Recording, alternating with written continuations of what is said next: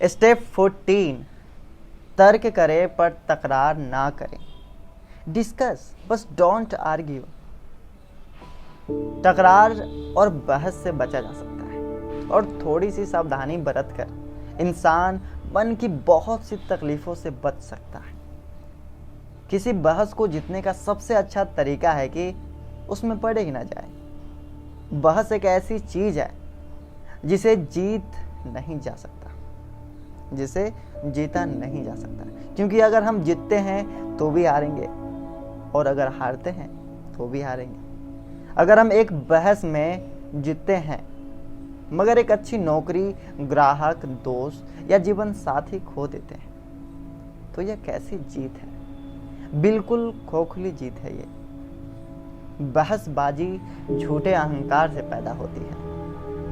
बहस करना हारी हुई लड़ाई को लड़ने के समान है। अगर कोई जीतता भी है तो उसे हासिल होने वाली चीज से ज्यादा कीमत चुकानी पड़ती है। जज्बाती लड़ाइयों हमारे जीत जाने के बाद भी दिलों में दर्द छोड़ जाती है।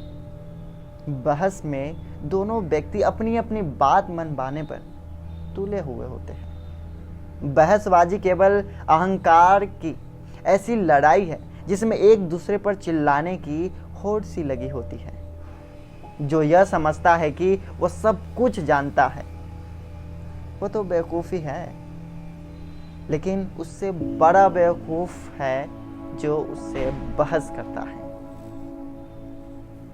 क्या यह किसी काबिल है भी या नहीं? इज इट वर्थ इट और नॉट? हम जितनी बहस जीतते हैं हमारे दोस्त उतने ही कम होते चले जाते हैं। सवाल यह है कि हम ठीक भी हो तो क्या बहस करना उचित है? जवाब साफ है, बिल्कुल नहीं। क्या इसका मतलब यह हुआ कि हमें किसी की बात के विरोध में कभी कोई मुद्दा उठाना ही नहीं चाहिए? जरूर उठाना चाहिए, लेकिन नरमी और समझदारी से। कुछ इस तरीके की निष्पक्ष बात कहते हुए, जैसे कि जहां तक मुझे खबर है अगर दूसरा व्यक्ति बहस कर रहा हो और हम उसे गलत साबित भी कर सकते हो तब भी क्या यह उचित होगा? मैं ऐसा नहीं सोचता। एक बार अस्वीकार किए जाने के बावजूद क्या हमारा दोबारा अपना विचार प्रकट करेंगे? मैं तो नहीं करूंगा। क्यों? क्योंकि बहस उस तंग दिमाग से आ रही है जो क्या ठीक है के बजाय कौन ठीक है साबित करने की कोशिश कर रहा है। मिसाल के तौर पर किसी पार्टी में खासकर कुछ पैग लेने के बाद कोई बड़े अधिकारी के साथ कहता है इस साल का निर्यात एक्सपोर्ट जो है 50 अरब डॉलर का है। हम जानते हैं कि उसकी जानकारी गलत है और वास्तव में निर्यात जो है वो 45 अरब डॉलर का हुआ है। हम कैसे जानते हैं? हमने या उसी दिन के अखबार में पढ़ा था या हमने पार्टी के लिए आते समय रास्ते में रेडियो पर सुना था और हमारी कार में एक बुलेटिन पड़ा है जो हमारी बात को सही सिद्ध कर सकता है। क्या हम अपनी बात साबित करेंगे?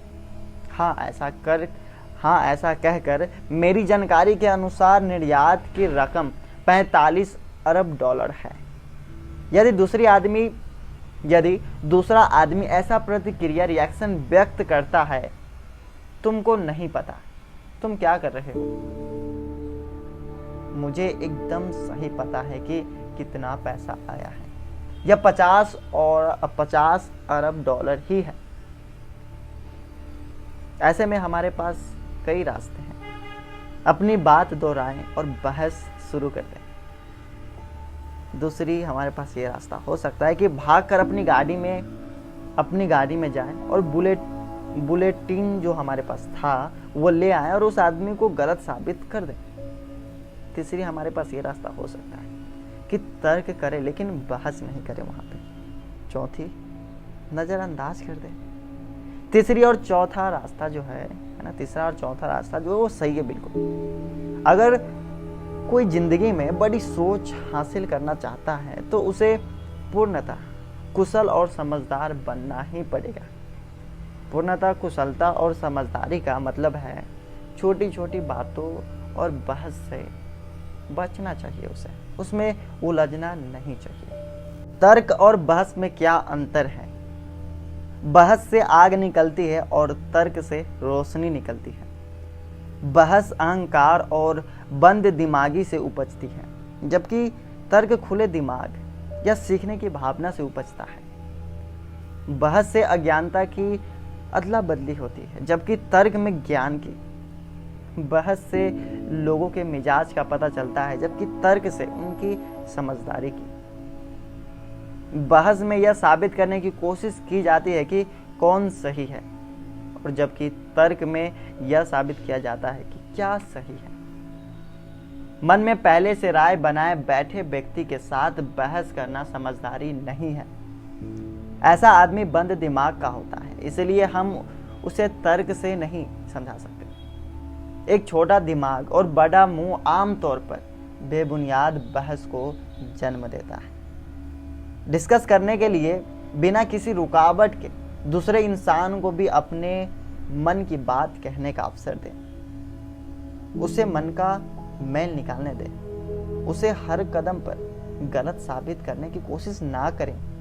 उसे यह मौका कभी ना दे कि वो हमको अपने स्तर पर गिरा दे। उसे इज्जत दें और तहजीब से पेश आए। इससे वह दुविधा में पड़ जाएगा। कारण चाहे कोई भी हो, स्थिति को संभालने का सही तरीका यही है कि धैर्य से सुने, झगड़ा या जवाबी आक्रमण ना करें। इससे दूसरा दुविधा में पड़ जाएगा, क्योंकि उसे झगड़े की उम्मीद रहती है। उसे झगड़े की उम्मीद रहती है। माफी मांगे जाने की उम्मीद ना करें, है ना। माफी मांगे जाने की उम्मीद ना करें। कुछ लोगों को माफी मांगना बहुत मुश्किल लगता है, चाहे उन्होंने गलती की हो या ना की हो। छोटी छोटी बातों में राय का पहाड़ ना बनाएं। तर्क करने का मतलब सिर्फ सही समय पर सही बात कहना ही नहीं होता है, बल्कि यह भी होता है कि जो नहीं कहना चाहिए उसे ना कहा जाए।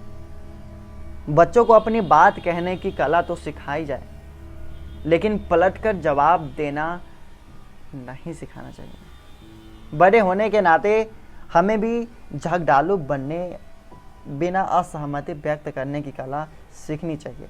बहस के दौरान एक व्यक्ति जैसा व्यवहार करता है, उससे उसकी परवरिश का पता चलता है। बहुत पहले मैंने लिखा था कि सूअर से कुश्ती कभी नहीं लड़े। आप तो मैले हो ही जाएंगे, साथ ही में यह सूअर को अच्छा लगता है। तर्क शुरू करने के तरीके। नंबर 1, खुले विचार वाले बने। नंबर 2, बहस में घसीटे न जाए। नंबर 3, बीच में ना टोके। नंबर 4, अपने विचार कहने से पहले दूसरे के विचार सुने। नंबर 5, बात स्पष्ट करने के लिए सवाल पूछे। इससे दूसरे व्यक्ति को भी सोचना पड़ेगा। नंबर 6, बात को बढ़ा चढ़ाकर ना कहें। नंबर 7, बात मनवाने के लिए उत्साह दिखाएं, पर दबाव न डालें। नंबर 8, बात स्वीकार करने के लिए तैयार रहें। नंबर 9, छोटी बातों पर लचीला रवैया अपनाएं, लेकिन अपने सिद्धांतों पर नहीं। नंबर 10, इसे प्रतिष्ठा का मुद्दा ना बनाएं। नंबर 11, अपने प्रतिद्वंदी के गर्व को ठेस पहुंचाए बिना उसे आराम से पीछे हटने का मौका दे। बात ठुकराए जाने से उसे ठेस लग सकती है। नंबर 12, नरम लफ्जों में ठोस तर्क पेश करें, ना कि कड़े लफ्जों में हल्के तर्क। किसी अज्ञानी को बहस में हराना नामुमकिन है। इसके तर्क कमजोर होते हैं, पर लफ्ज तीखे और कठोर। विचार विमर्श के दौरान ऐसे शब्दों का इस्तेमाल अच्छा साबित हो सकता है। मुझे ऐसा लगता है, हो सकता है मैं गलत हूं। बहस को खत्म करने का एक ही तरीका है। एक तरीका हो सकता है कि हम अपनी अज्ञानता दिखाते हुए इस तरह के सवाल पूछें। हमेशा क्यों महसूस करते हैं?